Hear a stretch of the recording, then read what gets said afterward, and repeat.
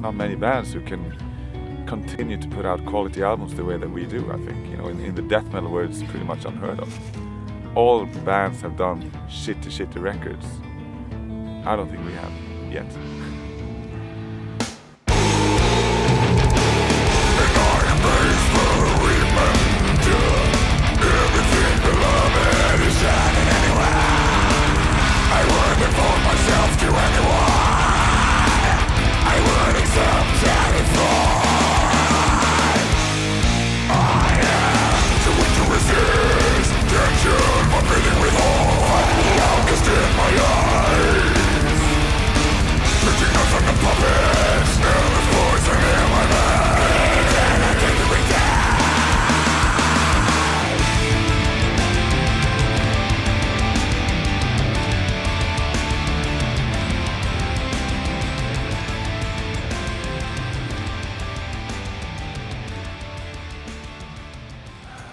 Så här i början på inspelningen så man håller på med trummor, inte så mycket man kan göra, utan det blir vilka cigaretter. Jag har repat den här gången, därför låtarna är klara så det är inget jobb istället. Man röka. Även fast jag borde göra det. We've done I think there's 3 recordings and 4 albums in Gothenburg, and we decided that it's time to move somewhere else.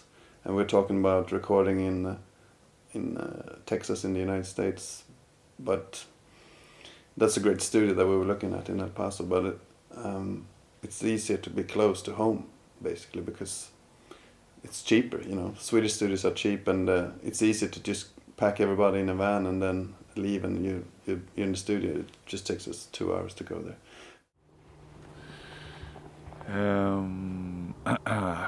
I'm happy with the album overall. I think it's a good collection of songs, good sound, good production, good performance by everybody. I'm very happy with my vocals on this one, especially clean vocals. I think they sound like I actually can sing.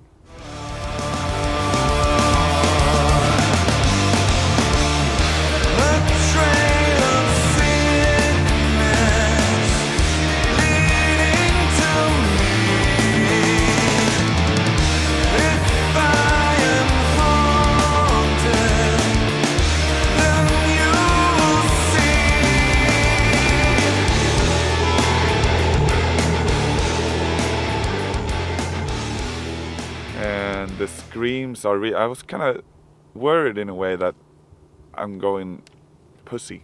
You know, I can't do the meanest, most evil sounding screams anymore. But I could. And they are very, very good. I think it's one of my best performance vocal-wise overall on this new album.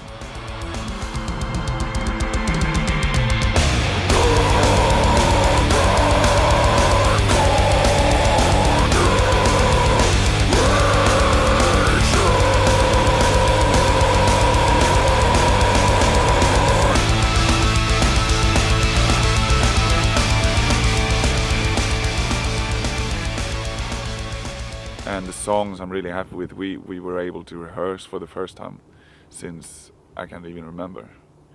So the band knew more about the material. I knew more about the material, and I spent more time writing these songs. I was more, went more into the small details. All the songs were pretty much finished by the time we entered the studio. So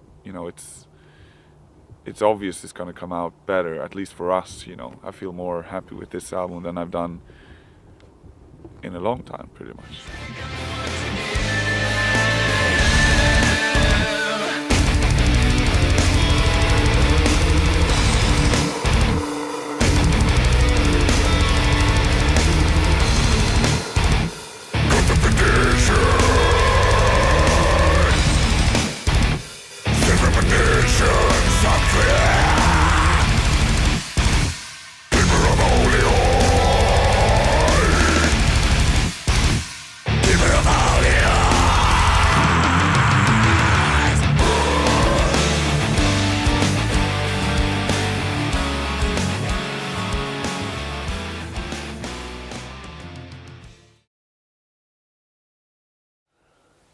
The addition of Per is for us as a band.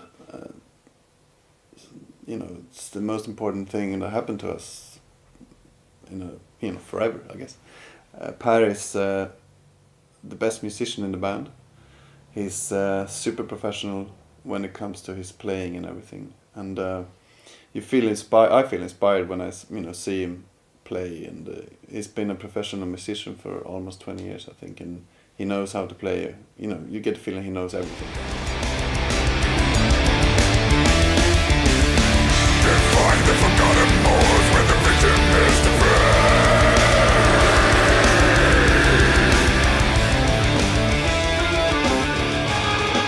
Fuck keyboards. I was one of those guys. I didn't like keyboards in the beginning, but since I got into the whole progressive rock thing, I started to appreciate and even love some of these sounds, and that's basically why we did Save Damnation, that record.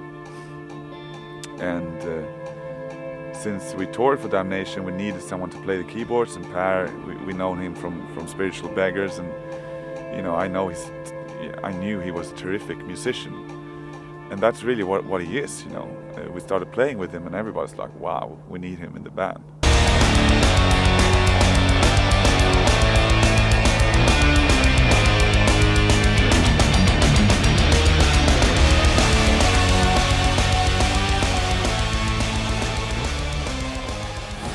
Hur mår du, Per?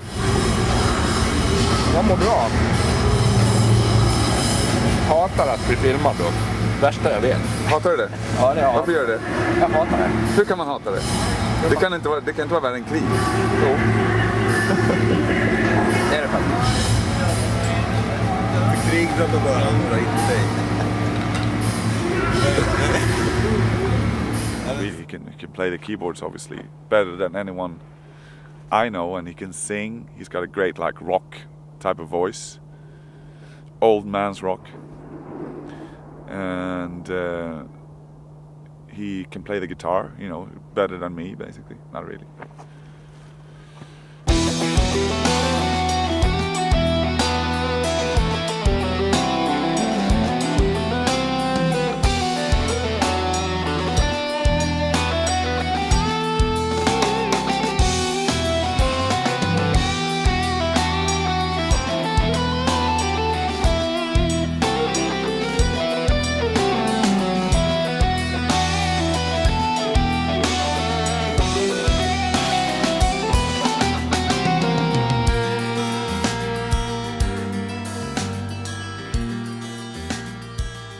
That kind of, energy injection in this band. We gotten a little bit jaded with the whole thing, And me, I never want to find myself in a position where I write for the purpose of doing a record. I want to write for the purpose of coming up with something extraordinary. And having Per in the band helped me to write this new album quite a lot. Even though it's by no means a keyboard-based record, that instrument influenced this album and helped me to see new ways on how to write these songs, and it was very interesting, and he's great, I love him.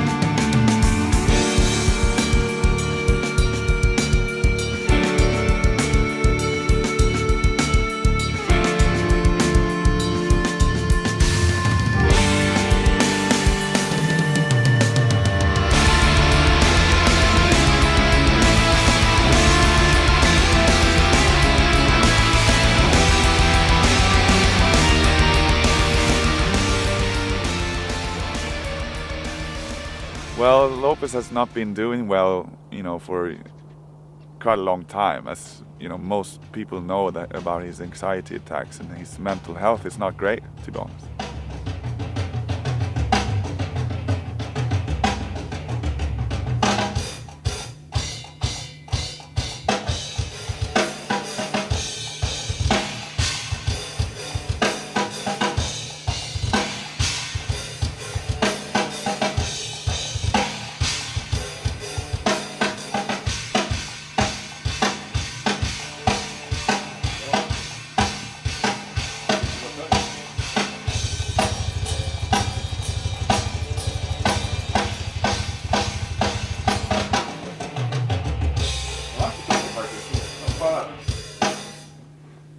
we had many long talks, me and him. You know, sometimes he's like, I'm not sure if I want to continue with this band, and the next day he's like, I'm so happy I'm in this band. If it wasn't for this, you know.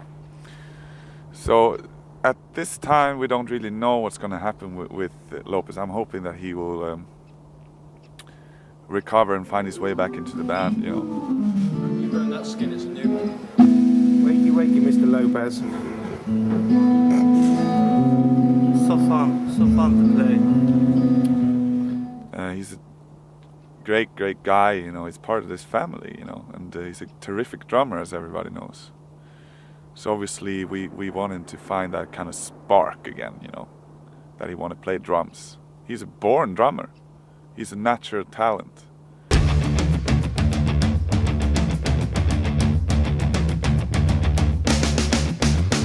Devil cracked the earthly shell who told she was the one. The hope into the room and said you have to live before you die young.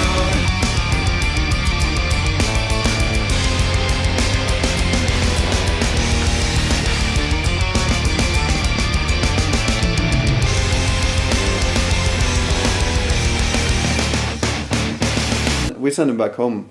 We did the Sounds of the Underground tour, and basically he wasn't fit to play. We thought he was when we went out for that tour, and we realized, and he realized that you know, he didn't.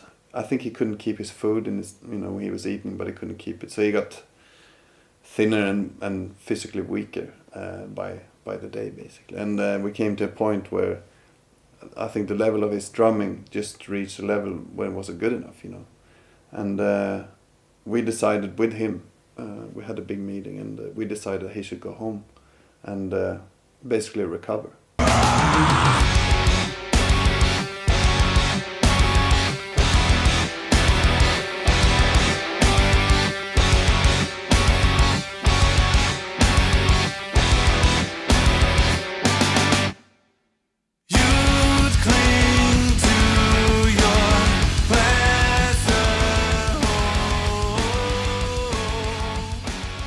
We didn't want to say to him, you know, after all these years, like, you got to be back in 14 days, you know, because, you know, we're great friends with him, and we don't, pushing a guy like that is just going to make it worse. He's gonna be back in 14 days, but then the same thing is going to happen 2 weeks later. So we said to him, you know, take the time that you need, but we have to work in the meantime.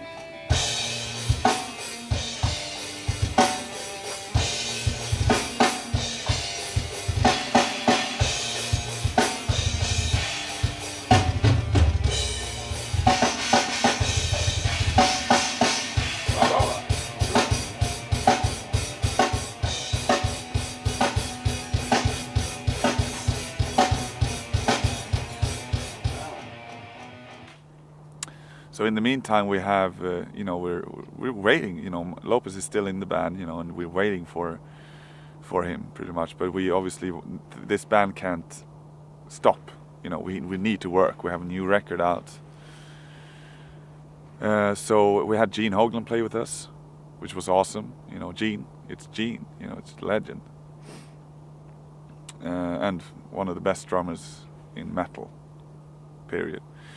He played with us on the Sounds of the Underground tour, and now we have Martin Axelrod, or Axe as we call him, playing with us, and he's also a fantastic drummer. You know, a lot of people think he's a metal drummer, but he's a rock. He has the same background as me. You know, I think one of the things he said, like, I asked him about his influences, like he's at Ian Pace. You know, I was like, you're in. You know. It's important for us to have anyone who plays with Opeth needs to step out of just being a metalhead. That won't work. Simple as that. You know, obviously they need to have that nailed down as well. All the metal kind of things, like the double bass and fast kind of fills or whatever. But there's so much more to this music than just metal. So a drummer, that's kind of the heaviest position. Being a drummer in Opeth, that's kind of rough, you know. It's a tough position. You need to be quite good. Devil cracked the earthly shell, who told you was the one. The hope into the room, and said you had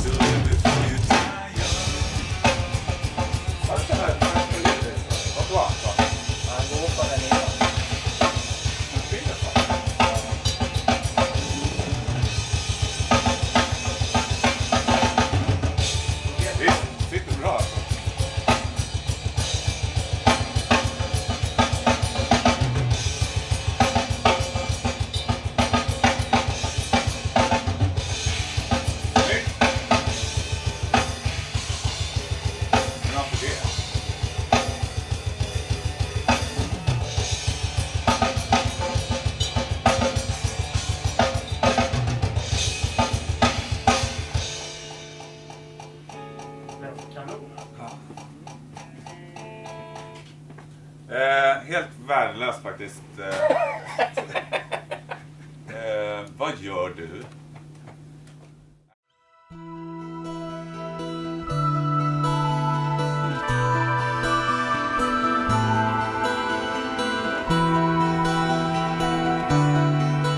You know, in many ways I have fulfilled my dreams because of the fact that we are touring, you know, and we are earning money. This is my job, and this is my dream, you know, to be a musician playing the guitar in a metal band, you know.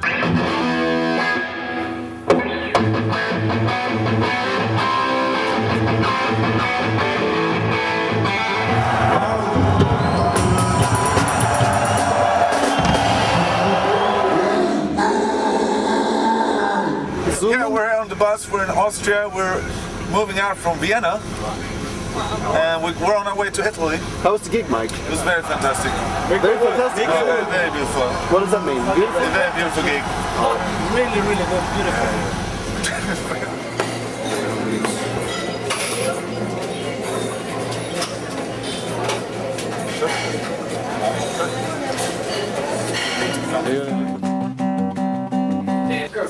From me, boy.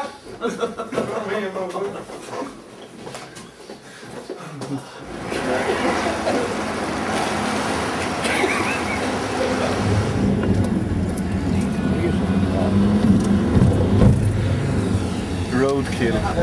The tour's been excellent. The guys and I have really enjoying our days in the bus. We really love doing this, sitting in these shitty rooms day and night, and we're just, you know, just grateful and thankful for the fans for buying the records. That's it.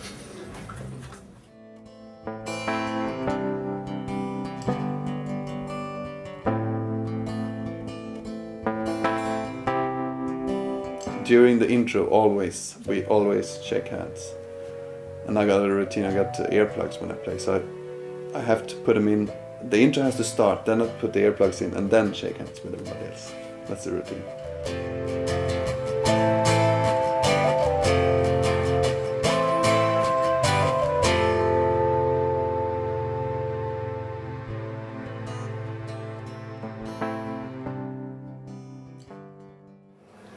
Du kan väl berätta vad fansen i Tyskland, vad de gillar för något? Vad vill de höra? Heavy metal, black wood mortal, metal.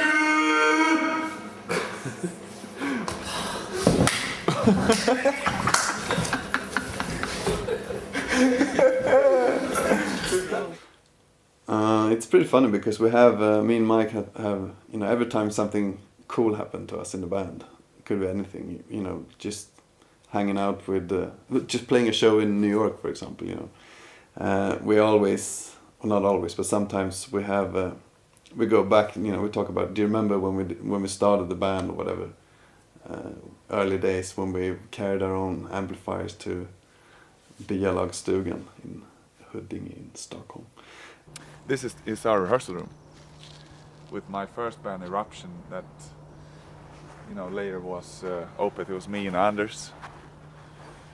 So we carried everything through this little wood here. And it was a drum kit and a PA and amps and stuff.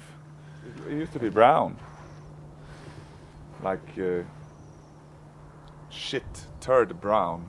Back then we had the dreams, you know, we're gonna be the biggest band in the world, and we thought we were the best band in the world. Now, 15 years later, we realize, you know, we're not the best band in the world. But things has happened, but it's happened slowly, you know, in small steps. So it's never been like a big explosion where just things got out of hand at all. So I've never been a rock star in that sense that that we're, you know, staying at the penthouse of the Hilton and that kind of stuff. So if those are kind of dreams, you know, maybe that's the next step for me. But I don't really care about that stuff. I'm older, more wise. So I just want to go back home. You know, on tour I do the gig, have my Corona slice of pizza, and want to go back home. That's my kind of rock star creed. Sex, drugs and email. Vet du, det ser inte ut som en rocksnubbe, det ser ut som ett uteligger. Det är ju fan närmare En så. kvinnlig uteligger. Kvinnlig? Ja, det är det där håret i ansiktet som gör det. Nej, Ja, det ser ut som en gammal tjej. än rock. Det ser ut som oss i 86. Vilken jävla förolämpning. Det enda som fattas är en varuman framför. The thing is that the last couple of years we've been working pretty hard. There's album recordings and there's tours and basically you're never home. And this is you know the rock and roll dream in a way, because we are on tour, we play these shows, we have there's a lot of fans coming to the shows and everything. And the backdraft of that is obviously that we're never home. You know, it's hard to keep up with your family life and you know.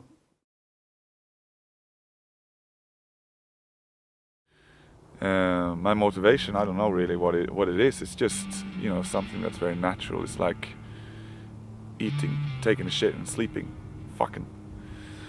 Making music is part of my life, and it's a very, very important part of my life. Something I guess I couldn't live without.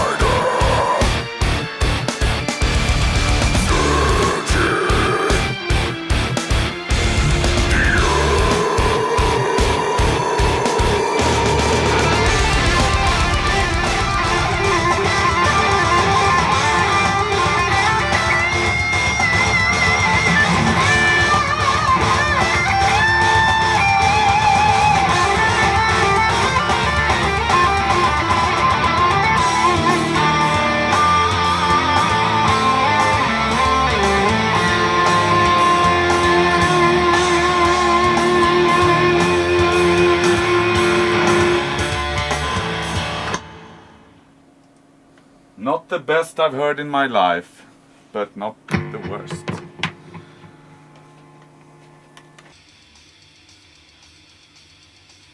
It was quite a good reception overall, I think. It was, and it's the first, you know, usually when we put out a new album, everybody hates it. It's the worst thing we ever done. It's fucking shit. They sold out. And obviously a lot of people thought we sold out because we signed to Roadrunner, but those people are idiots. So the overall reception was very good this time. I was quite surprised, actually. I'm used to just being slagged off, you know, when we put out a new album, but they liked it.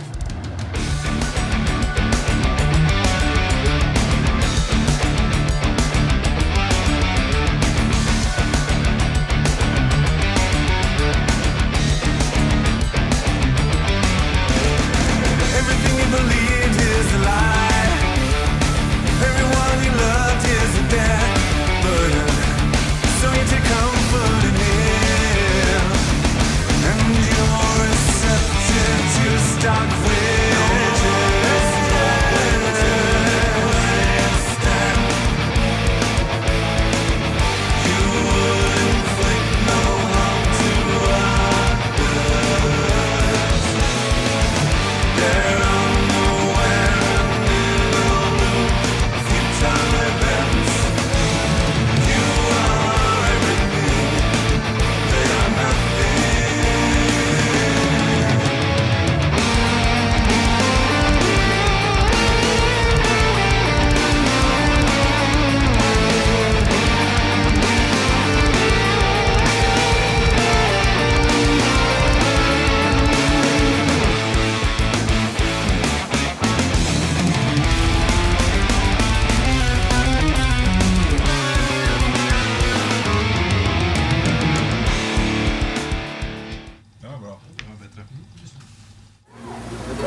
Vad har du gjort i morse? När gick du upp?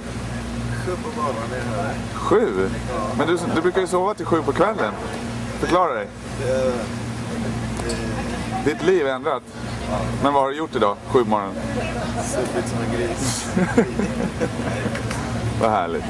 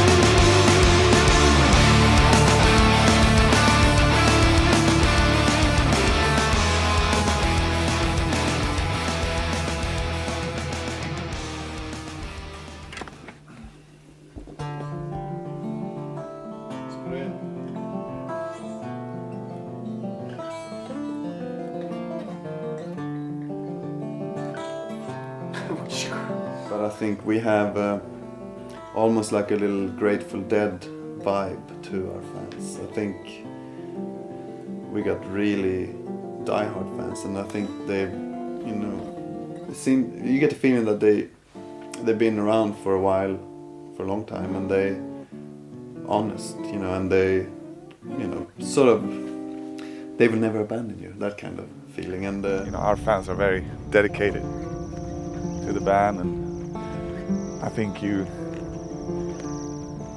get Opeth is not just a band you listen to for a couple of weeks and then you move on to the next. You're hooked for a long time, I think, once you get into the band. They are responsible for our success in many ways. sometimes you feel like, you know, we're just regular bums from Sweden, but they treat you like you're some rock and roll god or whatever. Some fans think that they own us, you know, that we are part of, like, with their property, if you know what I mean, that they can say anything to us, and that we should act almost like, you know, whatever they decide, we should do it because we owe them. Entire families coming, all, you know, they got the Opeth shirt on, like mother and father and 2 kids. Front row headbang, it's great. But I think, you know, at the end of the day, it's just music, and I like to think it's good music, and that is why we have fans at all, because we have music that's goes beyond the regular whatever shit music that's played on the radio, or, you know, even in metal today. I think it's, you know, the bands that are popular in metal, many of them are really, really bad, I think. So, you know, I'm happy that we're here, you know, we're still around after all these years.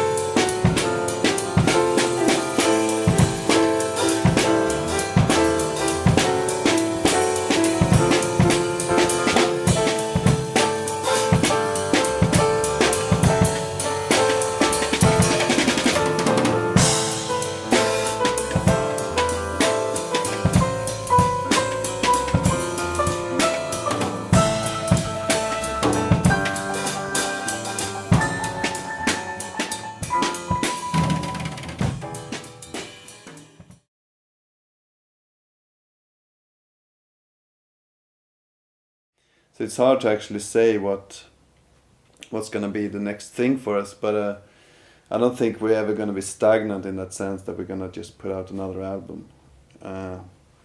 We are going to try. We're going to try to do, you know, something that's really different and push ourselves to do, you know, interesting stuff.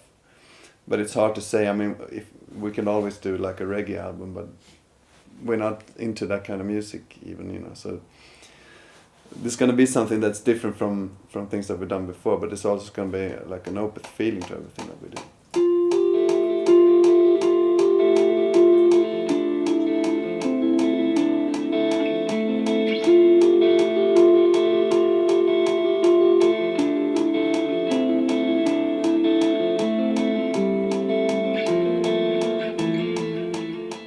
I'm not really afraid of anything, you know. If nobody will buy our records anymore, if we get dropped, and if the band if the band is not around anymore, if we split up or whatever, I'm not afraid of anything like that, because I know what I'm gonna do with my life, you know.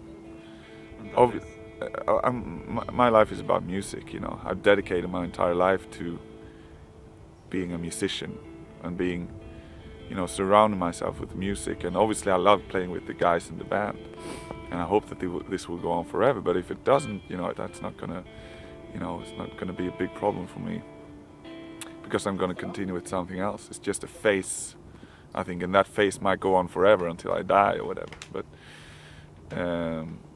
if we split up tomorrow, I'm still gonna continue with music. It's as simple as that.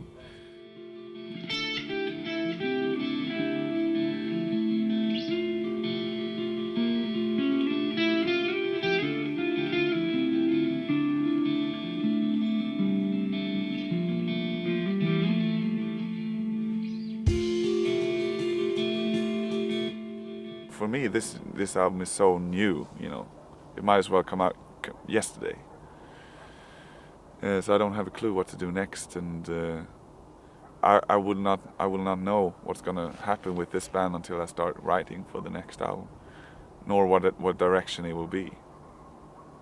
I'm hoping it's gonna be good.